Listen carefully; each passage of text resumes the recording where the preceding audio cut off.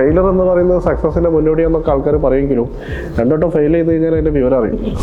AI എന്ന് പറയുന്നത് എല്ലാത്തിൻ്റെയും കൂടെ വരേണ്ട ഒരു എസെൻഷ്യൽ തിങ്ങാണ്.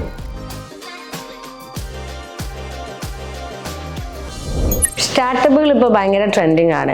അപ്പോൾ ഒരുപാട് സ്റ്റാർട്ടപ്പുകൾക്ക് മെൻറ്റർ ചെയ്തിട്ടുള്ള ഒരു സ്ട്രാറ്റജിസ്റ്റ് എന്നുള്ള രീതിയിൽ 2026 എന്തൊക്കെ പ്ലാനുകളാണ് പുതിയതായിട്ട് കൊണ്ടുവന്നിട്ടുള്ളത്? ശരിക്കും ഏറ്റവും കൂടുതൽ അറ്റൻഷൻ വേണ്ട സാധനമാണ് സ്റ്റാർട്ടപ്പ്. ഒന്ന്, സ്റ്റാർട്ടപ്പ് ഫൗണ്ടേഴ്സ് മിക്കവാറും അവരുടെ കൺസെപ്റ്റുകളുടെ ക്ലാരിറ്റി വളരെ കുറവായിരിക്കും. രണ്ടാമത്, അവരുടെ റിസോഴ്സ് വളരെ ലിമിറ്റഡ് ആയിരിക്കും. പിന്നെ മാർക്കറ്റ് സ്റ്റാർട്ടപ്പുകളിൽ പലപ്പോഴും മാർക്കറ്റ് ടെസ്റ്റഡായ സാധനങ്ങളായിരിക്കില്ല പലപ്പോഴും ഐഡിയയിലുണ്ടാവുക. പക്ഷേ ഒരു മാർക്കറ്റിൽ എൻ്റെ ഏറ്റവും വലിയ പൊട്ടൻഷ്യൽ എന്താണെന്ന് വെച്ചാൽ അവരുടെ സ്റ്റാർട്ടപ്പ് എക്കോസിസ്റ്റം അടിപൊളിയാകുകയാണെങ്കിൽ അതിനർത്ഥം ഒരു ഹോപ്പ് ഡ്രൈവൺ മാർക്കറ്റിലാണ് സ്റ്റാർട്ടപ്പ് വരിക. ഒരിക്കലും ഫിയർ അല്ലെങ്കിൽ റിസഷൻ ഡ്രൈവൺ മാർക്കറ്റിൽ സ്റ്റാർട്ടപ്പ് വരില്ല.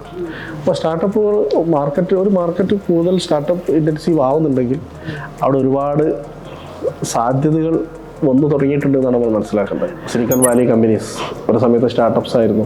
ഇന്ത്യയിലെ ഏറ്റവും വലിയ കമ്പനീസ് ഇൻഫോസിസ് പോലത്തെ കമ്പനികൾ അത് വൺ ടൈം അവർ സ്റ്റാർട്ടപ്പ് ആയിരുന്നു.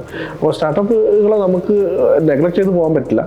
പക്ഷേ സ്റ്റാർട്ടപ്പ് ഫൗണ്ടേഴ്സ് ശ്രദ്ധിക്കേണ്ട കുറേ കാര്യങ്ങൾ അതിലുണ്ട്. എപ്പോഴും ഒരു 85+ അഥവാ അറൗണ്ട് 90% മോർട്ടാലിറ്റി റേറ്റുള്ളൊരു ഇൻഡസ്ട്രിയാണ് സ്റ്റാർട്ടപ്പ്. അഥവാ 100 കമ്പനികൾ ജനിക്കുമ്പോൾ healthy 3 to 5 cycle of financial year complete ആക്കുന്ന ആളുകൾ ലെസ് ദാൻ 20 അല്ലെങ്കിൽ 15% ആണ്. അപ്പോൾ നമ്മൾ അതിൽ നിന്ന് വളരെ പൊട്ടൻഷ്യലായിട്ട് വരുന്ന ആളുകളെയാണ് നമ്മൾ സെലിബ്രേറ്റ് ചെയ്യുന്നത്. അപ്പോൾ അത്രയും ആളുകൾ അവിടെ ബുദ്ധിമുട്ടാവുന്നുണ്ട്. അപ്പോൾ ഫെയിലർ എന്ന് പറയുന്നത് സക്സസിൻ്റെ മുന്നോടിയാണെന്നൊക്കെ ആൾക്കാർ പറയുമെങ്കിലും രണ്ടോട്ടം ഫെയിൽ ചെയ്ത് കഴിഞ്ഞാൽ അതിൻ്റെ വിവരം അറിയും. അപ്പോൾ പലപ്പോഴും സ്റ്റാർട്ടപ്പുകളിൽ വളരെ ശ്രദ്ധിച്ച് കൈകാര്യം ചെയ്യണം, കൺസിസ്റ്റൻ്റ് ആയിരിക്കണം, ആവശ്യത്തിലധികം ഫണ്ട് കൊണ്ടുപോയിട്ട് ഡംപ് ചെയ്യരുത്. നമ്മൾ ഓരോ സ്റ്റെപ്പിലും അതിൻ്റെ അപ്പോൾ ഓരോ ബിസിനസ്സിനും ഓരോ ഫണ്ടാണോ? ഫണ്ട് ഡിപ്പെൻസ് ആണ്. ഐഡിയനുസരിച്ച്. കാരണം നമ്മൾ റിയൽ എസ്റ്റേറ്റ് സ്റ്റാർട്ടപ്പുകൾ വരികയാണെങ്കിൽ അവർക്ക് വലിയ ഫണ്ട് വേണ്ടി വരും.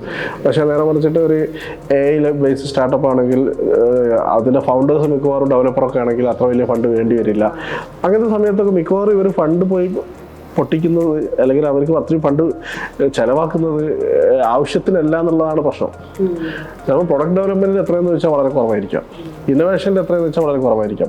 അൺവാണ്ടഡ് ഇൻഫ്രാസ്ട്രക്ചറുകളോ അല്ലെങ്കിൽ വേറെ അതുപോലത്തെ ഈ ഗോസിപ്പ് സ്പെൻഡ് എന്ന് പറയും.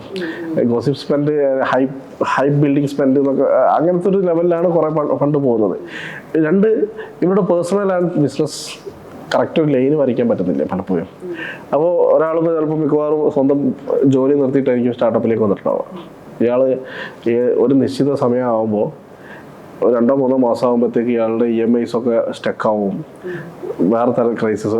അഥവാ നമ്മളെ ബിസിനസ് ഉണ്ടാക്കിയ ടെൻഷനേക്കാളും കൂടുതൽ സറൗണ്ടിങ്സ് ഉണ്ടാക്കിയ ടെൻഷനിൽ നിന്നാണ് സ്റ്റാർട്ടപ്പുകൾ വലിയ ശതമാനം മോർട്ടാലിറ്റിയിലേക്ക് എത്തുന്നത്. വലിയ ശതമാനം. ഞാനൊരു സ്റ്റാർട്ടപ്പിൻ്റെ എക്കോസിസ്റ്റത്തിൽ മാത്രം PhD ചെയ്ത് ഒരു സ്റ്റുഡൻറ്റിൻ്റെ കൂടെ ആ ഉടനീള പ്രോസസ്സിൽ മെൻറ്ററായിട്ടുണ്ടായിരുന്നു. അപ്പോൾ ഞാൻ പലപ്പോഴും ഇത് ചോദിക്കുന്ന സമയത്ത് എങ്ങനെ ഫെയിലായി എന്ന് ചോദിച്ചു കഴിഞ്ഞാൽ ബിസിനസ്സിനല്ല അതിന് ഉത്തരവാദിത്വം. മോർ ദാൻ ബിസിനസ്, സറൗണ്ടിങ്സിന് അതിന് ഉത്തരവാദിത്തമുണ്ട്. ചില അവരെടുത്ത് ചില തീരുമാനങ്ങളിലുള്ള പ്രശ്നങ്ങളുണ്ട്. ചിലപ്പോൾ ഉദാഹരണത്തിന് എന്തെങ്കിലും ഒരു സാധനം ചെയ്യുമ്പോൾ തന്നെ ഇപ്പോൾ ചൈനയിലേക്ക് 10 ലക്ഷം രൂപ മുടക്കിയിട്ട് ചൈനയിലും 4 രാജ്യങ്ങളിലൊക്കെ പോയി ചിലപ്പോൾ പഠിക്കാനെന്നൊക്കെ പറഞ്ഞ് പോകും. ചിലപ്പോൾ അതിൻ്റെ ആവശ്യമൊന്നും ഉണ്ടാവില്ല. അപ്പോൾ റവന്യൂ ബിൽഡിംഗ് സ്ട്രീമുകൾ അതേപോലെ തന്നെ സ്പെൻഡിങ്ങിൻ്റെ സ്ട്രീമുകളെയും മോഡുലേറ്റ് ചെയ്യാനും ഒക്കെ ഉള്ളിടത്താണ് ഈ പ്രശ്നങ്ങൾ വരുന്നത്. അപ്പോൾ ഇനിയും 2026 ഞാൻ വിചാരിക്കുന്നത് നമുക്കപ്പോഴും ഒരു പോർട്ട്ഫോളിയോ ഉണ്ട്. ഏർലി സ്റ്റേജ് സ്റ്റാർട്ടപ്പിനെ നമുക്ക് എടുക്കാവുന്നൊരു പരിധിയുണ്ട്. അതൊരുപാടൊന്നും എടുക്കാൻ പറ്റില്ല. അപ്പോൾ വളരെ ചിലപ്പോൾ 100 ഐഡിയാസ് വന്നു കഴിഞ്ഞാൽ സ്ട്രാറ്റജിക്കലി നമ്മൾ എടുക്കുന്ന ചിലപ്പോൾ ഒരു 10 അല്ലെങ്കിൽ 5 എണ്ണമാണ് നമുക്ക് എടുക്കാൻ പറ്റുക. കാരണം അത്രയും കൺസിസ്റ്റൻസി ഉള്ള, നല്ല ക്ലാരിറ്റി ഉള്ള, വാക്ക് ചെയ്യാനൊക്കെ സന്നദ്ധരാകുന്ന, ആ സബ്മിഷനൊക്കെ ഉള്ള നല്ല ഫൗണ്ടേഴ്സിനെ കിട്ടുമ്പോൾ നമുക്ക് നമ്മളതിൽ, കാരണം ഒരു സ്റ്റാർട്ടപ്പിൻ്റെ കൂടെ വർക്ക് ചെയ്യാത്തൊരു സ്ട്രാറ്റജിസ്റ്റ് എപ്പോഴും അവർ ചലഞ്ചുകൾ കാണുന്നത് കുറയും.